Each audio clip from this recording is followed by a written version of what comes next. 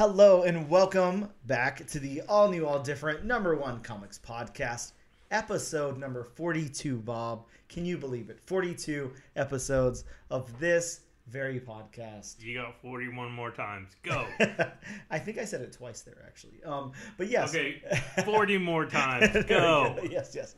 But yes, 42 episodes of this very podcast. 39 more times. Go. The all new, all different number one comics podcast. We are a weekly comic book review podcast where in each and every episode we take a look at a brand new first issue comic book, break down the story and art, give it somewhat of a review, and let you know if you should move on to issue number 2 or not. We also talk a little bit of comic book and related news, and as well as what's new at comic book shops this and next week. And this week we'll be taking a deep dive into the all-new number 1. From Image Comics, written by Tony S. Daniel Edenwood. Yes, that is right. Edenwood, written and illustrated, actually. Yes. Another one of those. I know. This is happening lately. I'm trying to remember the last book we had on the main feed that was written and illustrated by, and I can't remember what it was, but it's not been too long. But also the last bonus episode was a written and illustrated by book. Yeah, it was the Beneath the Trees Where Nobody Sees book, which was insane. If you haven't. Oh yeah, I told you to pick that up. I don't know if you did. Yeah, actually, I did pick it up this week. Yeah, insane book. But yeah, also written and illustrated by. So very, very cool. Either way, with that being said, we're going to take a quick break and we'll be right back.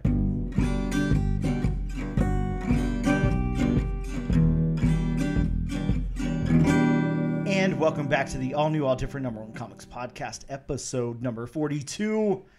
Bob, let's get into some news. There's a little bit of news this week to talk about. No news is better than... Yeah, some news is better than no news. Let me say that again. No news is good news. Look, there's lots and lots of news sayings, that you could come up with. But news is news. That's my trademarked saying. That means absolutely nothing that I'm going to go with now. So on the news is news section here at the all new, all different number one comics podcast.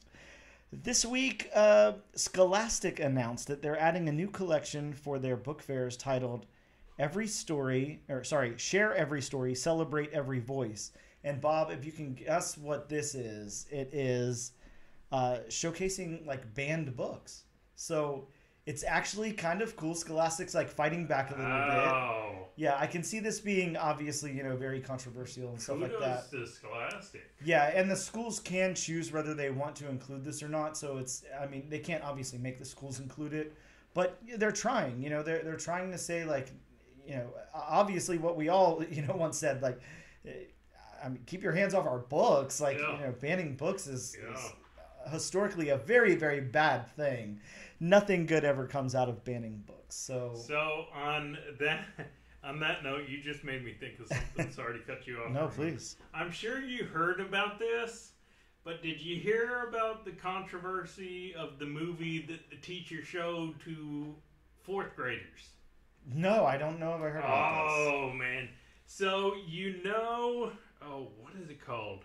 I can't remember the name exactly, but how basically all these children's fables and movies are getting made by, I can't remember the company who's making them, but into like horror remakes and like very gory and bloody. Yeah, sure. So apparently they recently did a Winnie the Pooh.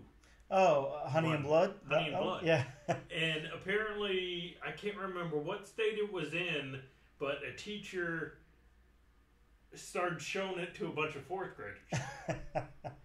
And it got to the point, I was reading the article, where some of his students were even telling him to turn it off. This is uncomfortable to watch. And of course, parents definitely got up in arms when they found out about that, which, in all the stuff that has been shown in schools, all the controversial stuff that teachers have taught about, read about, in schools, I gotta say, that's one where I might even draw the line. Yeah. I mean, I guess a horror movie for a bunch of fourth graders isn't probably the best thing. Especially based off Winnie the Pooh. Yeah, using like a beloved children's character. So yeah, I could see that being a problem. Can you see the kid going home asking, Mommy, why did Tigger rip the guy's head off and drink his blood? Oh no, yeah, definitely. I could see that. Wow. Well, that's interesting. Sorry, that was a side tangent. No, you're fine. Yeah, Scholastic though. Share every story, celebrate every voice. So a new line that could possibly be coming to your school. Check it out. Sounds cool.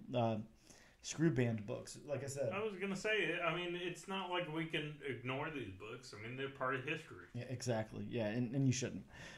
Next up, Bob, a little bit of news for you. Dark Horse teaming up with Lucasfilm for for some brand new all ages original graphic novels. Yep.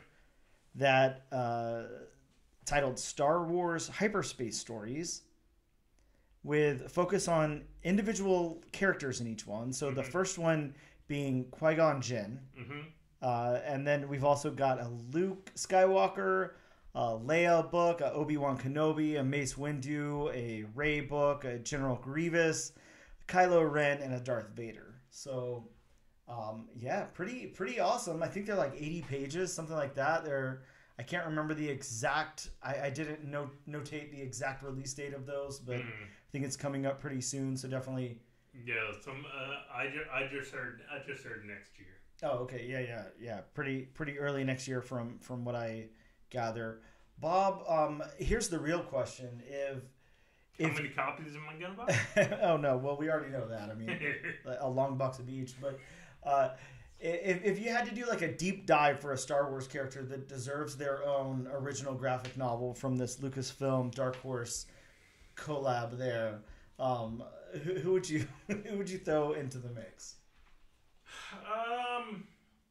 Who would I throw in a mix? Actually, it's gonna be a character that not many people know about. That's what I'm hoping. Yes, it's gonna be a character named Bane, but it's not gonna be Darth Bane. Bane is actually a droid. Oh, okay. Like a droid bounty hunter. He was reintroduced in Dr. Aphra.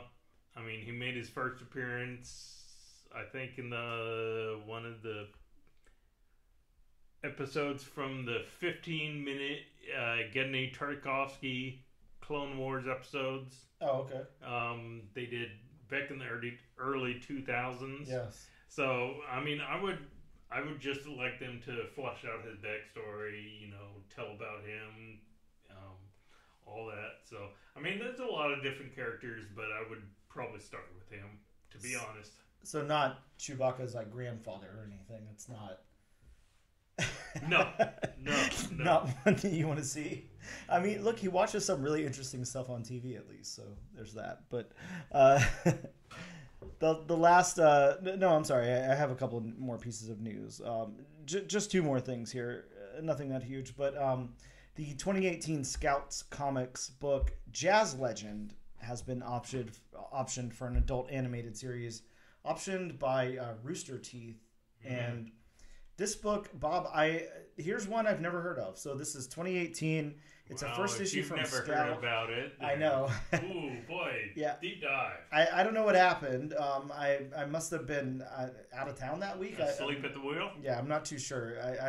All I can think is a brand new first issue from an indie publisher in 2018, and I didn't pick it up. There's no way. I've got to have it in a box somewhere. Right, yeah. This book is a psychedelic drugscape story inspired by the lives and works of jazz great Miles Davis and the father of beat literature, William S. Burroughs. So I have no idea what's supposed to be happening in this book. I do want to, of course, the listeners can't see this, but that is the cover. So, just yeah. That has nothing to do with that description you just read. Sure, yeah. It really does not. So basically, it's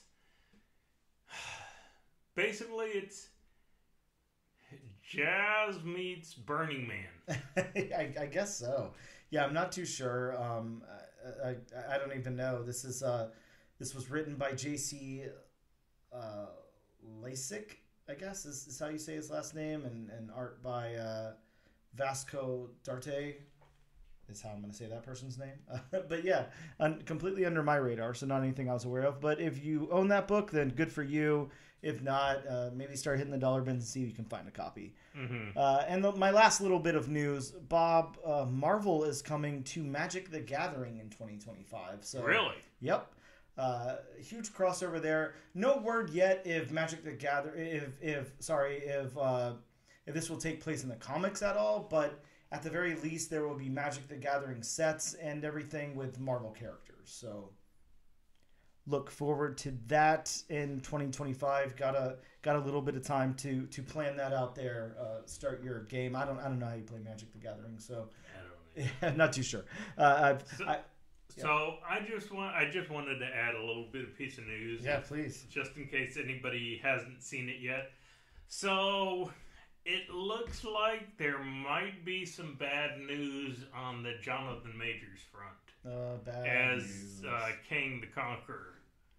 So apparently his legal troubles have hit a snafu. The motion to get the charges dismissed was denied by the presiding judge. So it's not looking good for Jonathan Majors going forward in the MCU, which is definitely going to throw a monkey wrench into the works because he was supposed to be, the main baddie for the next Avengers films and such. So, but again, it deals with a character who's a time traveler, so I mean, they could definitely, do workarounds on that. Yeah, absolutely. Yeah, there's a way to make that work. That's for sure. Well, that's disappointing to hear. Yeah. I don't know. Whenever those kind of allegations or whatever come out, it's not like it puts you in a weird place because if you like the actor, or you like the person or whatever, you kind of just hope that somebody made it all up or something. I mean, I guess that's the best you can hope for, but Except for Ezra Miller. Well, yeah, but yeah, I think at this point doesn't seem like that's the case, and yeah. I'm still holding out hope myself that all this goes away. A lot of it was more fabricated than people knew about, and there's a resolution to this. But considering how often Marvel makes movies, yes, this just doesn't bode well. Yeah, completely agreed. That sucks to hear. Another thing that I wanted to discuss in the news section, I just thought about it. I meant to put this in my notes here, but I didn't. And it's not much news, really, just maybe more to discuss amongst the two of us or whatever. But of course, the Marvels film is tracking like really, really low. There's a lot of bad press about the Marvels right now out there, and sadly, just a lot. I think we've touched on this before, but a lot of people saying that they're skipping it for whatever reason. I can't imagine why you would want to, skip a movie. I don't know. For something that you're interested in, but whatever. People have their own reasons to do things, I guess. But also, kind of disappointing to hear. I'm actually really looking forward to this one. I really, really like Iman Vellani. Like, I really like Brie Larson a lot. So that's two actors in this movie that I really, really love, and I love the Miss Marvel stuff. So I will definitely be going to see it. I can't wait for it. I'm really stoked about it. But yeah, it just looks like it's tracking so low, and I don't know.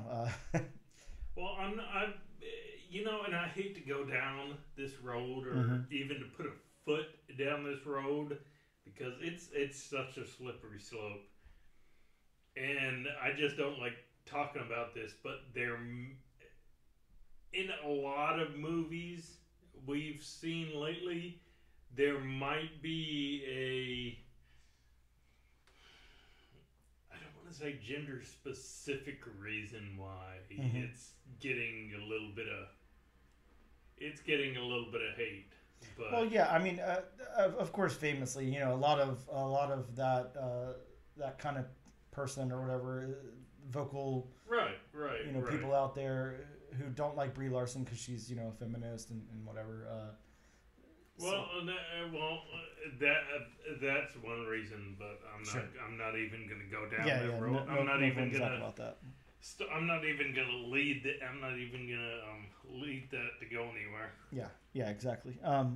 But yeah, just sucks to hear. I hope it's a really good movie, and I hope that that you know the people that do go to see it really love it, and then it gets like good buzz and whatever.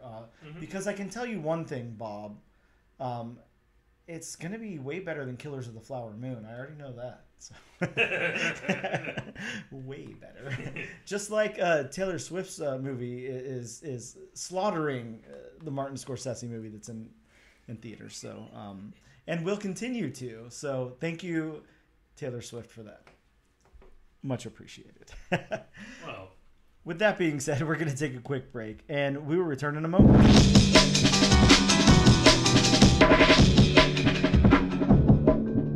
And welcome back to episode number 42 of the all-new, all-different number one comics podcast. Bob, let's talk about some new books on shelves, or in the case of our store, tables, this week. I mean, they're going to get on shelves eventually. Yeah, sure. Shelves, tables, boxes. I don't know. How do other comic book shops display their new releases? that would suck. Oh, yeah, flipping through a box. Yeah, it would. Yeah, that wouldn't be any fun. Hey, to get your new comics, you got to flip through a box. yeah, exactly. Yeah, we've got some new books out this week. Some new books to talk about. Look, I'll say this: my pool was huge this week. It was like 40 plus books. Whew. I think whenever I average it out, I average 32. So this was well above average, and you know, throw a couple of incentives in there as well. This was a pretty big week for me. But as far as like notable books, there's not like a whole lot to talk about. Not a whole lot happened this week, at least that we know of yet. I've only read one of the books that I picked up so far, so that's yet to be seen. But with that being said, you still got time. Email, call your local comic book shop, get out there, whatever, if any of these sound appealing to you. Mail a letter. Yeah, please. I'm sure... I'm 100% positive your local comic book shop how do you say that word? Provider? No, come on. Purveyor? Nah, there's another word that starts with a P. Proprietor? There we go. We're making words happen here on the podcast. Proprietor. Your local comic book shop. You didn't know we were also a language podcast. Well, Bob's the teacher, I'm the student. But yeah, your local comic book shop proprietor would love to get these into your pool box if you hit them up, I'm sure. But for Marvel Comics, we have Amazing Spider-Man, issue number 36. Of course, in this current run of Amazing Spider-Man, this Zeb Wells written Amazing Spider-Man. And this one has a first appearance in it, Bob. Not a possible first appearance? No, it's a solid first appearance of the Repossessor. Is that who that is? Repossessor. Do I have that correct? Oh my God, the Repossessor. Are we going back to the 90s here? Yeah. So I don't know. I mean, something's getting repossessed here, Bob, and I don't know what it is. You know, just fun fact before you go on. Yes. So I've mentioned on the podcast before that I'm a professional wrestling fan. Yes. I've been since I was 4 years old, so long time. Yes. But there was actually a character, gimmick, because at one time everybody in the professional wrestling industry, especially the WWE, had a profession. Yes. But there was actually a wrestler named the Repo Man. Oh, wow. And he would go around and repossess items. I like that. That's kind of fun, though. I don't know, like, how, with all the lore of, like, the WWE and what was the other one? WWF? From when we were... No, it's the same thing. Oh, it's the same thing. Okay. Well, there was, like, two, right? Oh, okay. Yeah, when we were kids. yeah, with all like the lore and everything, and all that, and all those characters and everything, how they just don't have like a shared universe comic book, like where it's got. It would just be so fun. Like, why not? You got all those cool, Undertaker, Macho Man, Randy Savage, Hulk Hogan, like all these just fun characters. Now WCW is basically. Well, WCW is WWE because they got bought out in the early 2000s. They just changed one of the letters, so. Pretty much. Well, yeah, I'd love to see that. That Ric Flair book from half a year ago or something was really cool that came out. Either way, next up, we've got Captain Marvel #1, new volume of Captain Marvel, the first appearance of the Omen, a herald of the undone, and the first appearance of Yana Yang, a thief in possession of negabands. So, yeah, definitely few first appearances there. Definitely check that out. Those negabands get around, don't they? They sure as hell do, and they're a good thing to have. So, if you can get negabands, get them. Next up from Erica Schultz, really, really cool, amazing writer who we talked to here on the podcast just a little while back. And she talked about this book coming out as well. This is one shot, Hallows Eve, The Big Night. Bob, the cool thing about this one is Hallows Eve had been utilizing these different masks, like mummy, werewolf, Dracula, a witch, things like that. Mm-hmm. But now she's got some Avengers specific masks coming up in this title here. Really cool, and this is a Halloween themed book. On the cover there, she's got a Thanos mask. God only knows what that could do. So very, very cool. Definitely want to pick that up if you have not. Also from Marvel, we've got Marvel Zombies Black, White, and Blood #1, a 4-issue limited series featuring an anthology of stories. Garth Ennis writing Daredevil, so wow, pick that up. That ought to be some dark Daredevil right there. Sure as hell will. Jeez, I can only imagine. We've also got Spider-Man fighting against the zombie family and Khonshu defending Mark Spector during the apocalypse. So, wow. Very awesome. I picked up a really, really rad cover that I'm going to have to pull out and show you in a little bit, Bob, whenever I can get over there to my stack of books. But, yeah, just some cool stuff coming out from Marvel this week. From Ablaze Comics, yeah, that's right, Ablaze, not a publisher that you hear a lot about. No. They released the Prism this week. This is a mega corporation on the planet, finances a project to combat noise pollution by sending a musical supergroup into space to produce sounds able to push back the threat and save the planet. So, a pretty crazy high concept book there. So is it Lemmy in space? I guess so. The cover that I got was an homage to Metallica's Ride the Lightning album. So yeah, pretty crazy stuff. Pretty cool. From Image, we got Universal Monsters Dracula #1. Bob, I'm so excited about this book. Disappointed I didn't pick one up. You didn't pick one up. I honestly forgot about it. Jeez, yeah, I'm really excited. This is the creative team of Department of Truth, so James Tynion IV and Martin Simmons taking on kind of untold tales of Dracula here, part of the Universal Monsters thing, and they're going to be doing Universal Monsters over at Skybound/Image, different Universal Monsters. So really excited about that. Really, really cool. This one also got a 1 per store that I was talking to you about off air a little bit ago. Really, really great cover on that. Really, really excited there. We also got a book called, I believe it's Paladin of Axes. I don't know exactly how you say that word. So Paladin. Okay, Paladin of Axes.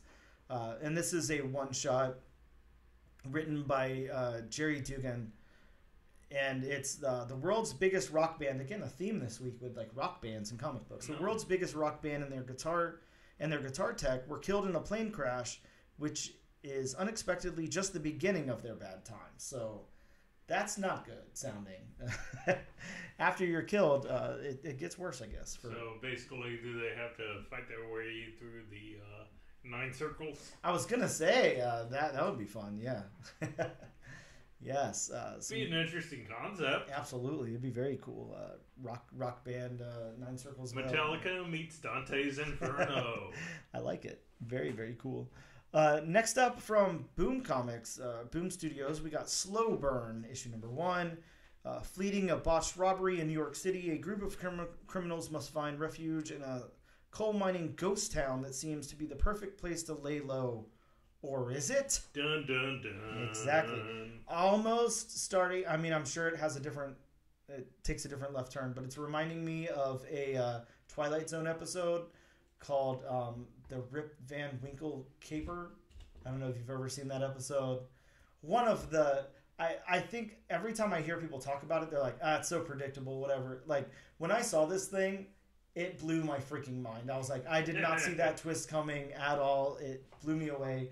Bob, if you only watch one episode of The Twilight Zone, don't make it that one. But if you feel like watching some good, fun Twilight Zone episodes, go check that one out. It's pretty crazy. Pretty cool episode. But, yeah, I thought I'd shout that out. From DC Comics, we got Alan Scott, the Green Lantern, #1. What do we know about Alan Scott? Well, we are not too huge into DC mythology and lore and history. He was the Green Lantern without becoming a Green Lantern. Yeah, the early days of Green Lantern, right? Like, wasn't he like a... He's got a weakness to wood. Okay, interesting.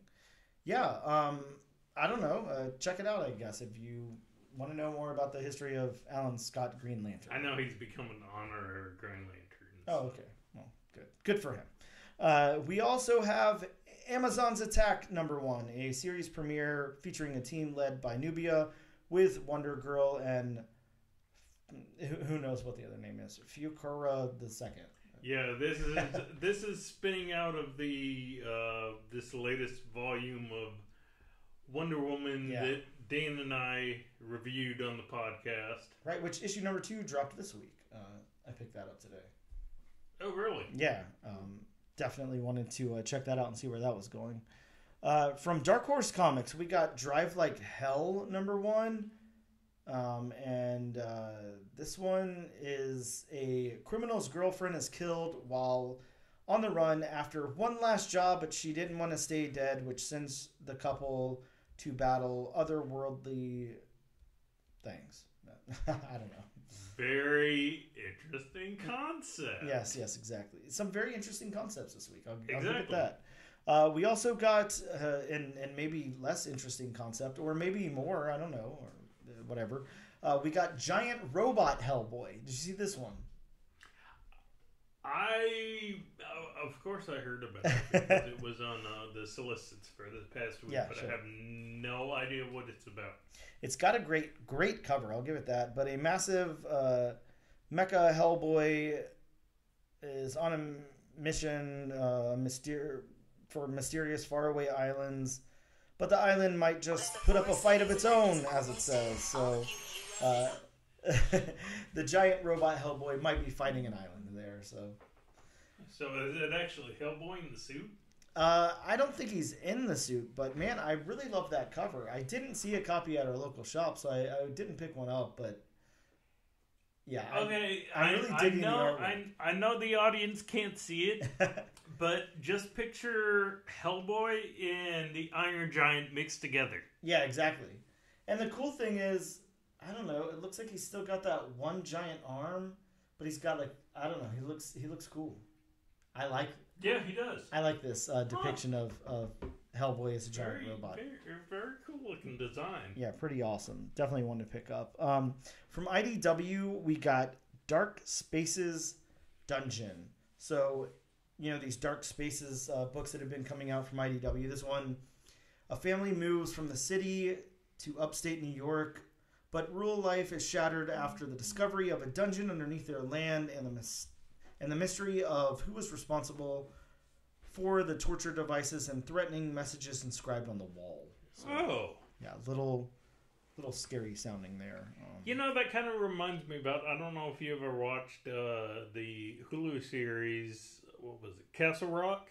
Mm-hmm. Based on the Stephen King's works. Stephen King connected series. Where, which Skarsgård was it? Wow, yeah. The one who played Pennywise. Was that Alexander? Yeah. Where he was kept in a cage deep underground. Mm-hmm. So it kind of reminded me of that in the moment. Oh, yeah. Yeah, very cool. From Distillery, that's right, the new publisher Distillery. Wow. Yeah, they've only got, I believe this is the second thing that they've put out. I'm going to go with, this is Gone #1. This is a book by Jock. The solicit reads, attempting to escape a life of poverty and slave labor. A 13-year-old girl stows away on a colossal luxury space liner for a chance at a better life, but after she's betrayed by her friends, she must evade the ship's deadly crew to stay alive. So, yeah, some really cool artwork. Sounds like she needs to get new friends. Yeah, after that, definitely needs to get some new friends. That's actually the book right there, Bob. I didn't mean to pull it out, but that's it's Peach Momoko variant cover. Oh, so it's an oversized issue? Oh, yeah, all the Distillery books are that large. They're like magazine format. So, Wow. yeah. Kind of sucks, if I'm being honest. You know, I want normal-sized comics. I don't want to have to put them in a special box or whatever. Well, yeah, I was gonna say you got to get a specialized box just for that. Yeah, so not super stoked about that. At least you can get a bag. At least you can get bags and boards for them. Exactly. And also, you know, the cover price probably scares quite a few people away. They're like $8.99, I think, or something like that. So, yeah. Who knows? That's just what they're doing. That's Distillery's model there. Excuse me. So next up from Scout Comics, we have Howie the Hellhound, #1. A hellhound named Howie escapes the pits of hell and settles down with a human in New York City. Bob, what is going on? Every one of these stories is taking place in New York. Interesting. But when Hell's forces rise to take back what's theirs, the pair must find a way to come out the other side and earn a fresh start at the life they both crave. So I was excited about this one. I picked this one up. Actually, I spoke to the writer Jared Prestwidge a little while back, and there was some scheduling conflict, so we couldn't get him on the show before the book came out. But really, really cool guy. I'm really excited to read this book. I definitely wanted to support it, you know, after talking to him and everything. So I definitely picked up my copy. And now the last book that I want to talk about, I do have here in my hands. So I don't know if you remember the episode I had Jake, and now I have a hard time pronouncing his last name, Tecto. Oh, I don't know. I'll say it wrong. But yeah, I had him on a while back. He's also a writer and illustrator of this book here. And Bob, I'm just going to open this up for you so you can check it out. Sorry for everybody listening. You can't check out the art on this one. But yeah, he wrote and illustrated this book. Such a cool book. It's called Mare Hollow, the Shoemaker. I like the cover already. Oh, yeah. The cover's amazing. But all the art's amazing. It's really cool stuff, really original. I really like it a lot, and I'm really excited to read it. He was so cool when we had him on the show a while back. Talked to him about this book, and he just plugged it and told us all about what was going on in this book and where it came from and everything. And it's just a cool, interesting book that I'm really excited to check out. Okay, I gotta say, it's giving me quasi Fallout vibes. Yeah. The game. The one character, he almost looks like the the Pit Boy. Mm-hmm. He almost looks like that. So it's got that kind of art style going on. Yeah, this one's just cool. I'm very excited to read this. This is at the top of my list. Of course, I had my obligations today and had to read the book for the podcast. But right after that will be my next book that I read today. So very excited to check out Mare Hollow, the Shoemaker. Make sure that you guys check that out in your local comic book shops.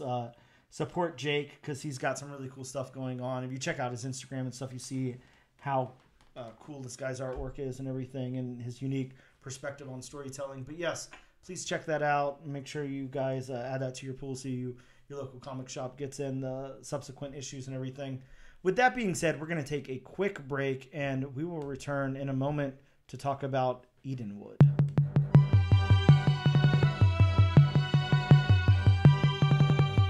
And we are back with the all-new, all-different #1 Comics podcast, episode number 42. Bob, we are going to talk about Edenwood. It is the new book from Tony S. Daniel. Mm-hmm. on Image Comics, let's talk about Tony S. Daniel for a second.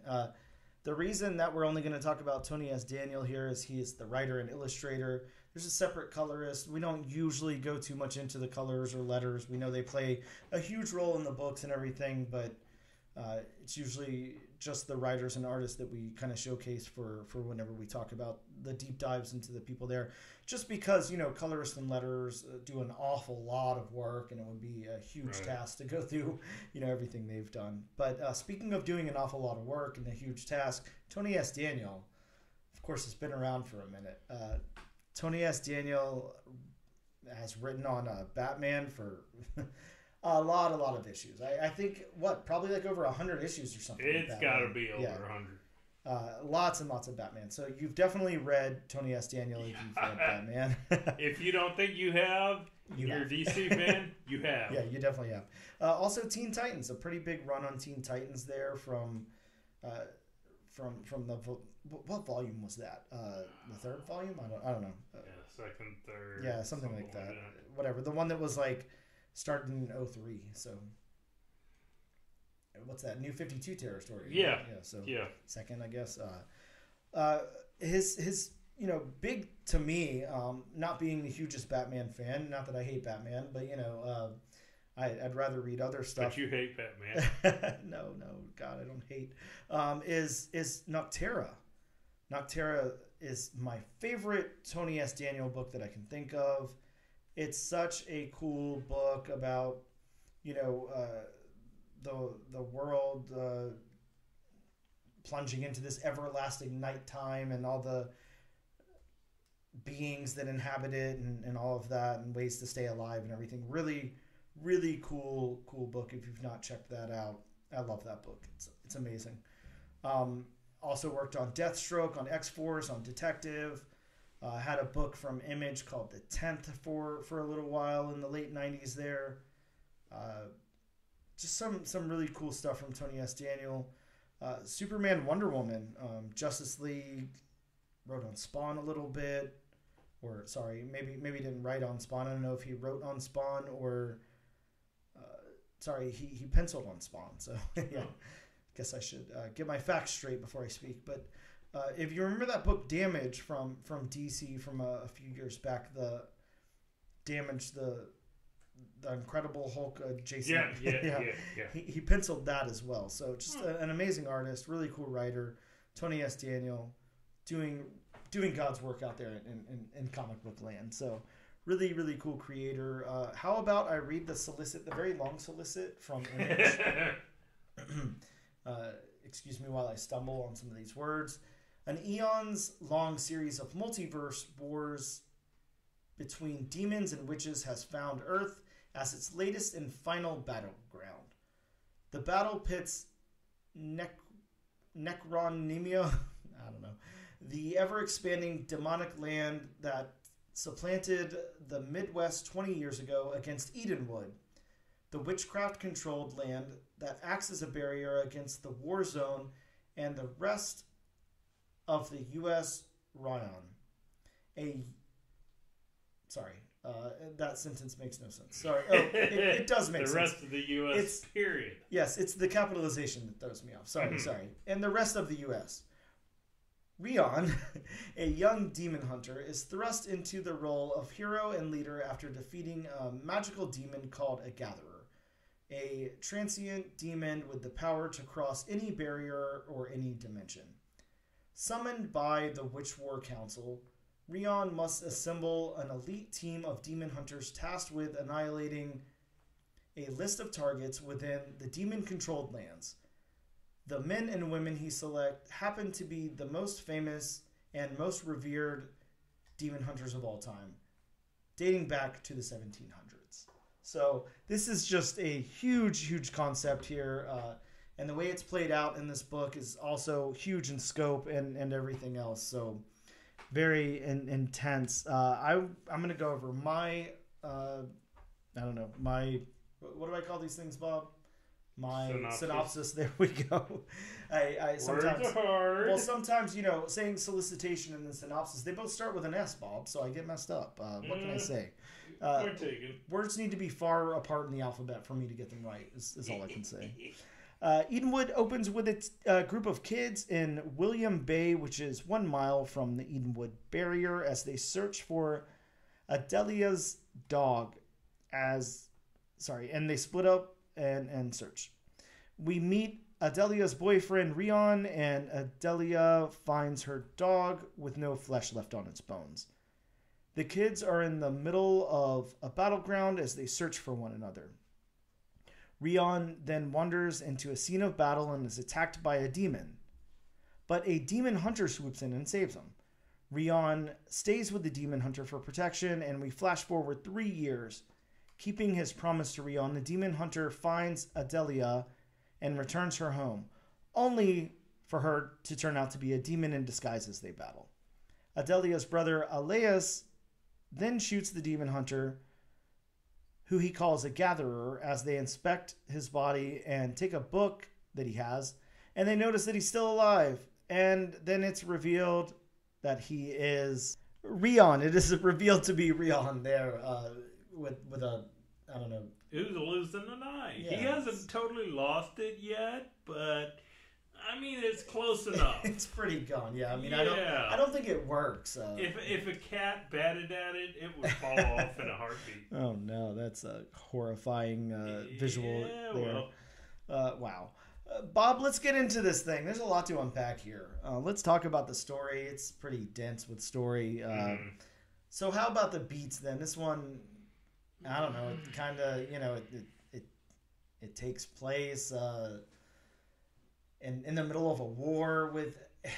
I mean, when I first read it, I was kind of thinking these are like kids. I mean, they're not really kids. I guess they're like teenagers or something. But like, kind of playing in the woods. Obviously, something big happened. There's a war going on or whatever. But they're out there, and then they stumble into what happens. But I don't know. I don't know if it's so much that. It's just kind of like a different world here, juxtaposed with our world. I don't know. It's very odd. But yeah, it goes from that. Then it flashes forward to 3 years, and then we see that one of them has become this demon hunter, this gatherer. It's revealed there on the final panel. Well, I'm saying it's weird because it goes from the original demon hunter to, a few years later where Rion's the demon hunter, and no explanation, no anything. Yeah, and I mean, I'm pretty sure it's going to fill those in later. Like, if you've read Tony S. Daniel before, like, that's kind of what he does. Like, he's very cinematic about it, So it's all going to be filled in, but you have to buckle in for the long ride. Like, you're not going to read like 1 or 2 issues and know what's going on. You've got to follow the thing through. So I don't know. The beats are weird. They're unique, but it definitely reminds me of a Tony Daniel book. It's got, if you've read Noctera, if you've read it's kind of, I wouldn't say similar, but it's got like, that kind of same vibe that his Batman stuff has. I don't know. It's weird. It works. I will say I'll just be up front, right off the bat. I didn't really enjoy this the first time I read it. I didn't hate it, but it just seemed like a very stereotypical Image comic to me, where the concept is there, the execution wasn't quite there, whatever. But once I read it the second time and I really knew what was going on, I loved it. I liked it a lot more on that second read.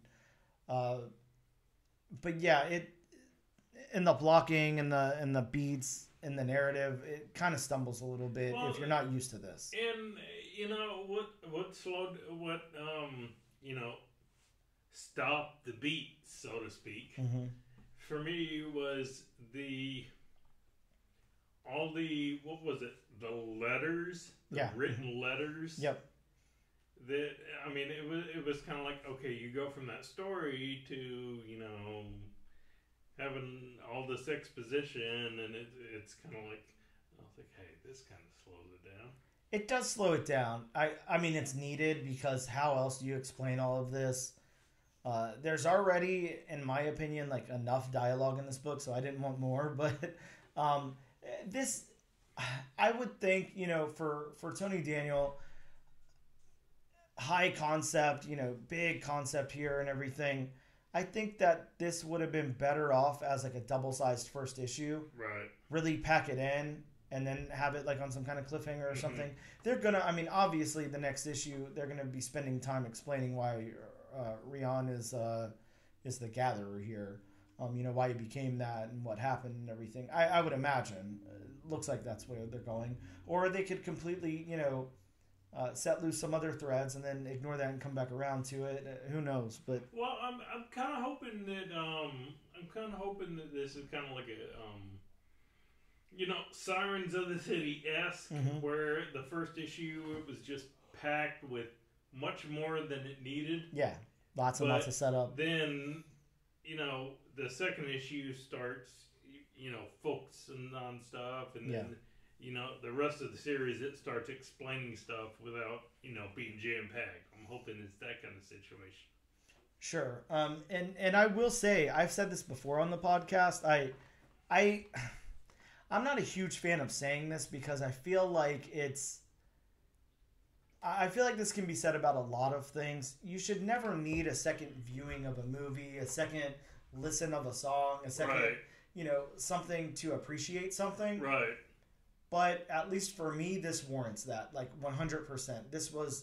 I wasn't the hugest fan of it, and then I went back and reread it, and I loved it. So that doesn't usually happen for me. Usually I might be on the fence, and then a second read like helps me understand more of the world or whatever, and I like it a little more. This was like polar opposites. I really kind of didn't like it, then I loved it, is what I'll say. It really helped me understand what was going on. There was really, it was too densely packed for one reading for me. I think probably because I don't absorb the whole thing on like a first reading. Like I'm really focused on the dialogue, on the narrative of the story. I'm not looking into every like little nook and cranny on the art and everything on a first viewing of a comic. And then, as I pull back that second time and I can appreciate the thing for what it is, I kind of break into it a little bit more. But yeah, I would say, this is definitely worth a second read in my opinion. So the narrative, again, we kind of explained the narrative of this book already. It's told in that perspective of the group. It's I don't know, it shifts from character to character at the beginning, and then we kind of follow Rion and this gatherer, and then Rion becomes the gatherer as he gets Adelia's, what he thinks is Adelia's body and returns it home and everything.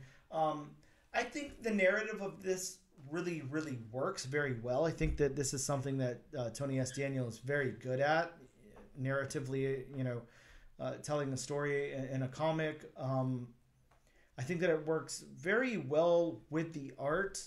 Of course, him being the artist and writer here, I would hope so. But yeah, I really appreciate this narrative. Now, with that being said, there's a lot of setup here because they've got to talk about the war. You have to understand enough about the war to be able to get into it. But really, I mean, in all honesty, the solicit that I just read explains more about the war than the book does. We don't really know about the factions of, demons and witches and stuff like that. It's not, I mean, it's loosely said in here, but we're not getting any explanation. Like we know a few of the main players, but we don't know all the main players.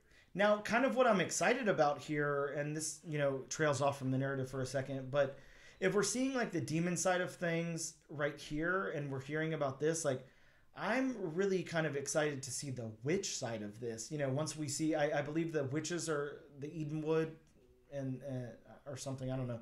But the witches, part of this battle. I don't feel like we've really seen them. No. And I think that will be really cool. Again, Tony S. Daniel, really good at illustrating, these kinds of beings and characters and stuff. So yeah, I'm excited about that. How about the dialogue, Bob? What did you think about the voices of these characters? We have Adelia, we have Rion, we have Elias, we have the Gatherer.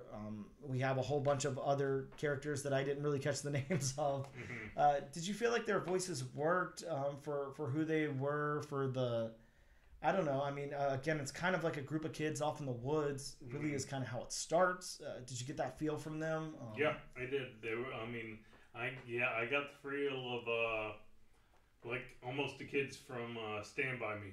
Yeah, exactly. I'm kind of the same way. Like, it's this kind of group of kids that stick together, almost like when we were reading Nicole too. You know, you got the group of kids. They sound like kids working together or whatever. But the thing I like about this is, like, I feel that Tony S. Daniel kind of shifts their voices to, while they're kids playing out in the woods because they have, like, you know, little capes tied on and stuff. One of them's reading a comic book and stuff like that. They're still kids who have been through some shit, you know, so they have to take it a little bit more seriously than just going out to the woods and playing. They talk in one part about how they like how the sky lights up whenever the battles and stuff are going on. They're just like a mile away from them and everything. Just pretty cool. Again, like, really cool perspective. I really like it a lot. I appreciate the dialogue in this, and I think that it works very well. None of it's pretentious, which I was kind of scared of. Whenever you get into really high concept, sometimes you can kind of treat your readers as stupid or something. Yeah, you know? like dumbing down. Yeah, exactly. Yeah, there wasn't any of that. I was really able to understand and comprehend all of this. And I thought it was really good. So what about the world building? This is I'm just gonna say, yeah, the world building 100% A+. This is a whole built up world that takes place like in our world, but not. I like it a lot. I think that this is a cool world. I mean, to me, it creates a big world. Yeah. In not a big world. Yeah, exactly. If that makes any sense. Yeah, it makes sense to me, yeah. I mean, I could see where somebody, you know, who hasn't read the book yet, that probably won't make much sense to them. But yeah, definitely, I agree with you. It's a big world, big concept, but it's very localized too. It works in both ways. But yeah, very, very interesting. Really cool world building. So how about the art then? Again, we're kind of grading Tony S. Daniel on all things here. This is really his project, other than, you know, the colors, which were we can credit those to J. David Ramos, and then the letters are by Nathan Kempf. But yeah, the character designs, I'm gonna go with A++. You know, the character designs are very good here. I really love them.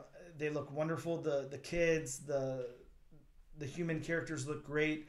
The Gatherer looks metal and awesome. The demons look insane. Tony S. Daniel can really do some demonic, crazy looking stuff. I love every character in this thing. I love the way they're depicted. I think that they all look pretty metal. It looks pretty awesome. I don't know about you, but the Demon Hunter, the original, actually looks like Guy Fawkes. You know, the Guy Fawkes mask? Yep, V for Vendetta. He's got that pencil thin mustache that kind of curves, and then he's got that little soul patch underneath. Yep. Yeah, exactly. That's right when I saw the design, I'm like, is he going V for Vendetta? And now you guys can't see Bob, but Bob actually has the same facial hair. He's got that pencil thin mustache and the little soul patch. So I wish I could pull up that. I wish I could get my mustache. I actually had a friend who could get his mustache to do that, and it's like, that's a lot of product and tweezing to do. Yeah, well, but yeah, very cool character design here. I think the characters work really well. I'm gonna say the same thing for the backgrounds. The backgrounds they're packed in. There's no detail left off here. I mean, the only requirement I had for good backgrounds. Yeah, detail. And these backgrounds are beautiful. You know, they're out in the woods. There's lots of wooded stuff going on. Whenever we get to the kind of battlefield area that what's his name? Rion goes to, the kind of snowy area with the soldier. That looks amazing. It's you know, dusky. It's snowy. It's fire explosions everywhere, and there's just blood all over the place. And these these trees. I love the way these trees look. They almost look like overgrown, like vines, bare all over the place. And yeah, there's the mountains and everything. Just the backgrounds look fantastic. Look very, very wonderful. The locations, I feel like it pretty much. There honestly aren't a whole lot of locations. Yeah, there's really not. It just kind of, yeah. In this first issue, there's not. I think that we'll explore this world a lot more. Yeah. Oh yeah. But yeah, this one's just, it's pretty centralized here in the locations. And then last up, sorry, my dog, has to make sure that they can get on the podcast and cough or whatever's going on. Shout out to the dogs. Yes. Always for an appearance. But yeah, the last thing, the colors, again, here by, who did I say that? J. David Ramos. The colors are perfect. It's a perfect... yeah, especially going between, I guess you get the two worlds. Yeah. The real world and I guess do they call the other world the Edenwood? Because they talk about the Edenwood expanding. Well, there's Edenwood, and then there's, God, I'm gonna have to find it here. But yes, there is another Necronema. World. Is that Necronemia? Is that the other one that's labeled here? I believe so. Okay. I believe so. Yeah. I want to say it's Necronemia. Yeah. Just. Okay. Yeah. This is just saying the same thing. Edenwood. Okay. Yeah. The colors, they pop. They work very, very well. Yeah. I like the contrasting colors from the beginning after we get outside. Mm-hmm. The Edenwood or whatever they're calling it. We get those nice, vibrant, colors. We get the blue of the ocean. We get the brown of the sand, and the characters are vibrant and whatnot. As opposed to, like when Rion's in the Edenwood or whatnot. You get like more muted, like blacks, grays, whites. Definitely. So just like shadowy colors. You get of course you get the red when the demon exposes themselves. Yeah, and that's intense. Yeah. So I enjoy the contrasting colors. Mm-hmm.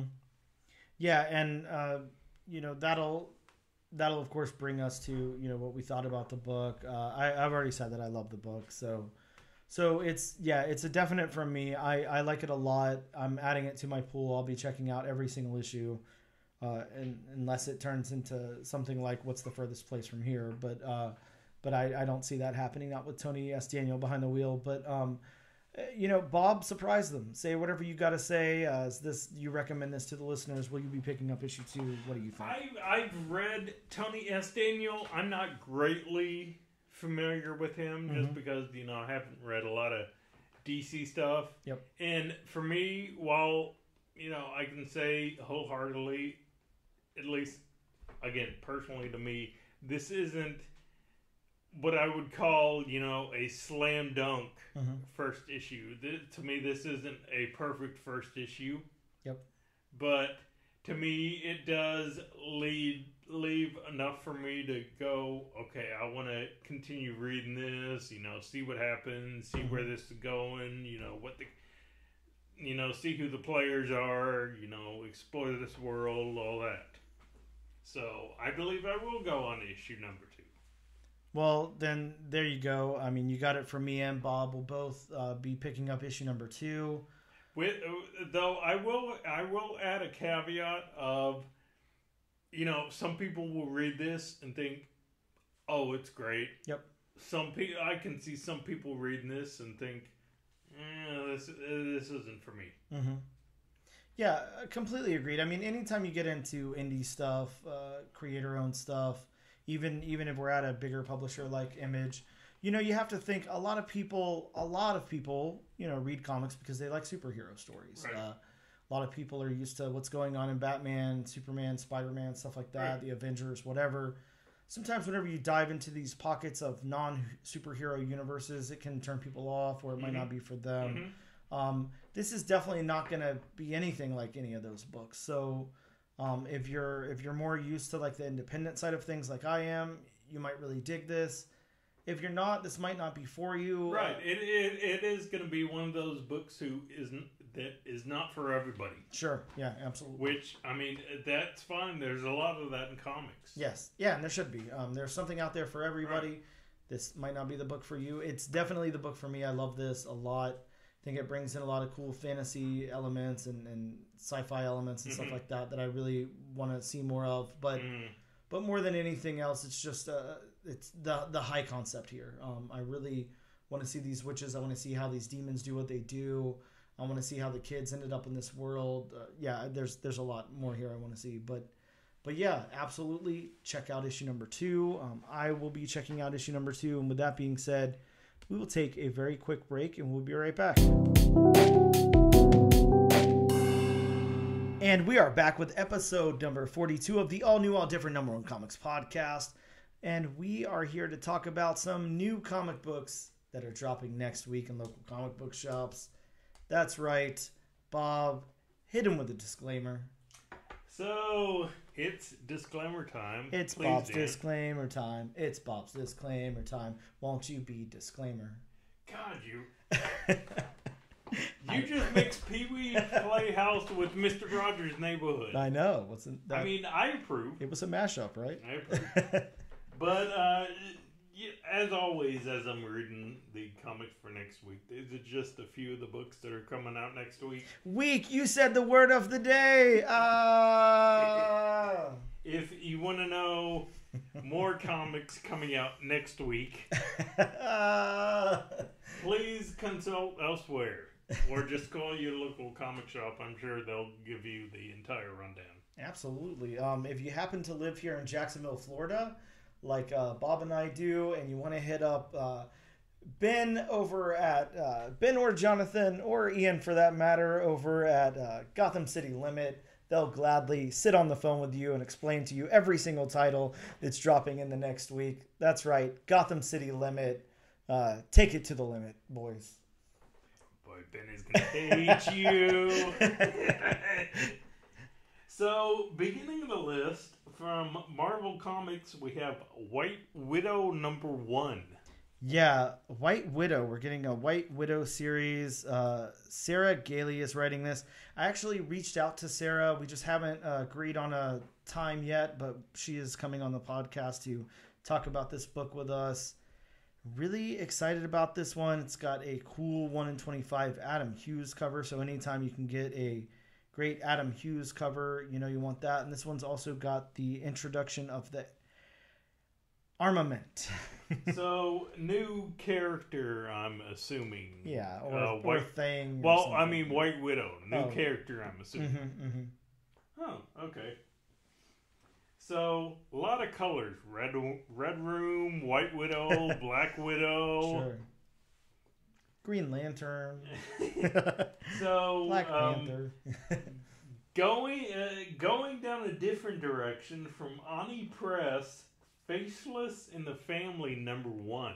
Yeah, this one, a nomad simply known as Faceless and a group of fellow wanderers attempt to survive the wasteland of their home plane. So kind of in the Old Man Logan kind of style. Again, going down another different road, AWA Upshot, we have Red Light number 1. Yeah, this one has a gorgeous cover on it. It does. Really, really cool, high concept. I don't know, AI sex worker vibe to it. So yeah, I don't know about you, but just going by the cover, I'm getting World Tree vibes. Sure, yeah. And World Tree, one of the greatest books we covered on this podcast so far, in my opinion. So yeah, maybe check this one out. From Image Comics, we have Blood Commandment number 1. Bob, this one has some outstanding covers to it. They just look great. The main cover looking like a old 80s like a VHS horror movie or like a Stephen King novel or something. Yeah, just amazing looking. I would definitely check this one out if I was you. I would too. I mean, just looking at the cover, Yeah. I'm going to check it out just for the cover. Yes, absolutely. Going to DC, we have Batman, Catwoman, The Gotham War, Scorched Earth #1. That was a mouthful. This one's the crossover event conclusion to the Gotham War there. Excuse me. Oh, it's concluding already? I guess so. I mean, Wow. It seemed like it only had a couple of issues, but I know it did. I stayed out of it, so I didn't want to get involved in the war there. But yeah. I mean, it's Batman. Yeah, Batman and Catwoman. Staying with DC, we have Return of Superman 30th Anniversary Special #1. Bob, this one's revisiting the death of Superman from 4 different perspectives. Yeah. And it's got a cameo or mention of a new villain. Wow, that is very vague. Yeah, that's... Cameo or mention. So I'm guessing the 4 different perspectives are who were the people who took over the position? What was it? Steel, Superboy, and what's the guy with the 3 glasses? With the fire hands. What was his name? I can't remember the other 2, but I'm guessing those are the 4 perspectives that this story will be told by. Yeah, or in. Yeah, and it's got various writers, so I guess each writer has a perspective on this. Yeah, sounds cool. I'll definitely pick it up. So staying with DC, we have Aquaman in the Lost Kingdom Special #1. Yeah, this one is a one-shot prelude to the upcoming film. It's got a cool cover. I can't... Will you be picking this one up? No, because I hated Aquaman. It was one of the worst movies I've ever seen in my life. I want nothing to do with the Aquaman sequel. Sorry. Going back to Marvel for a moment, we have Spider-Boy #1. Yeah, Spider-Boy, the first solo series featuring Spider-Boy. It's also got the first appearance of Bob. I know you're going to love this. I love this. A new villain named Gutterball, who is a bowling-themed villain. Oh, wow. Yeah, so, I love this. What kind of villains haven't we gotten? I mean, we've gotten a guy who shoots ketchup and mustard over at DC. Yep. We have what did you just say? With bowling balls? A bowling-themed villain? A Gutterball? Right. I mean, we have a Sportsmaster over in at DC who's, basically an Olympic-class hero who, uses javelins and bats and such. I'm excited for this one, and I'm hoping that all of Spider-Boy's villains are like super campy, weird characters. I'd love to see, I don't know, somebody like 8-Ball or something shooting Foul Ball, full balls at them and things. Baseball themed villain, Foul Ball. Oh yeah, it could be all over the place. We have from Marvel, it's Jeff, the Jeffverse #1. This is collecting the stories from the digital series of Jeff the Land Shark. Really, really fun stuff. Pet Adventure style. Just cool, fun stuff from Kelly Thompson there. Right. Absolutely picking that up. So this is definitely a good speculation comic. We have Ultimate Universe #1. Yeah, this is a one-shot that will launch a new line of Ultimate Universe titles. And Bob, I don't know if you see the upcoming Marvel previews here, but of course we have the new Ultimate Universe. We have the Ultimate Spider-Man, the new Ultimate Spider-Man. I'm excited for whoever the new Ultimate Spider-Man is going to be. It's a mystery for now, but I'll be picking up each and every one of these titles. I would hate to miss out on what could be Miles Morales Part 2 or something. That is true. And finally, from Dark Horse Comics, which Dan alluded to this earlier in the episode. Sure. We have Star Wars Hyperspace Stories #10. Yeah, this one's got the first team appearance of the Bad Batch in story. Which, of course, if you're a Star Wars... Had to yawn there. Yeah, it took me by surprise. Which, of course, if you're a Star Wars fan, they released a Bad Batch TV series on Disney+. Yeah, The Bad Batch, and they're here in the comics. So, definitely check that out. The cover art looks cool, too. Looking really awesome. And those are the books that are coming out next week. Of course, like Bob said, make sure you hit up your local comic book shop to reserve a copy or 2 or 10 of those. And like I said, if you happen to be in Florida, make sure you hit up Gotham City Limit. Give Jonathan, give Ian, give Ben a call.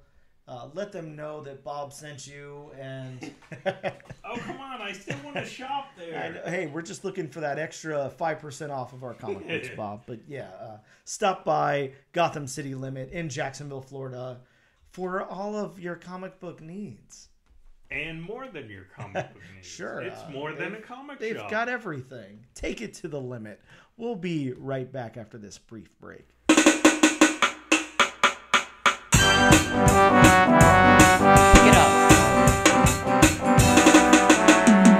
And we are back, and as Bob pointed out there before the break, we had a shift in format. I was supposed to announce the book and then plug the social media, hype the hashtag, and then we would go. But instead, we took a break, and we'll do those things. So. After 40 episodes, you got to keep it fresh. Yeah, you got to mix it up every now and again. With that being said, this is the all-new, all-different Number One Comics Podcast, episode 42. And now it is time to spin the wheel over at wheelofnames.com. That's right, Bob's favorite wheel spinning website that definitely does not sponsor this podcast. Please sponsor this podcast. Yes, please. We've got 3 names on the wheel here, and we're going to see what we're covering next week. Bob, the inevitable happened. We are talking Spider-Boy and Spider-Boy's bowling-themed villain Gutterball next week. This was actually Dan's personal choice. Oh, I'm very happy it landed on this one. I mean, look, I would love either of those other 2 books. Canary looks outstanding. Mm-hmm. Dan Panosian art. Not enough can be said about how wonderful that man is. But if we're going to do anything, let's do it for the kids, Bob. Let's cover some Spider-Boy. And, on that note, I think this time I'll take us out on some kids' bop songs instead of our normal outro. Oh, my God. Kids' bop. That's bringing me back. Yeah, absolutely. Wow. It's been real and it's been fun, but now it's time to say goodbye. Goodbye. Make sure you check us out on social media. We're on Instagram at ANAD_1 Comics Podcast. We are on X. That's right. Bob's favorite social media of choice, X. ANADNO Comic Pod. You can also check us out on TikTok at ANAD1 spelled out 1 Comics Pod. You can also check us out on YouTube under the Comic Book Channel. This week and every single week, we love to give away a copy of the book that we're covering. This week being Image's new number 1, Edenwood. All you have to do is use the hashtag AllNewAllDifferentNation on a social media post of your choice to be entered in the giveaway, and we will send this beautiful copy of this book, postage paid, to your house for no charge. Thank you guys so much for tuning in. As always, keep it real or something, whatever our ending catchphrase is. Sure, we'll go with that. Who knows? We don't have one, so Excelsior. Enough said.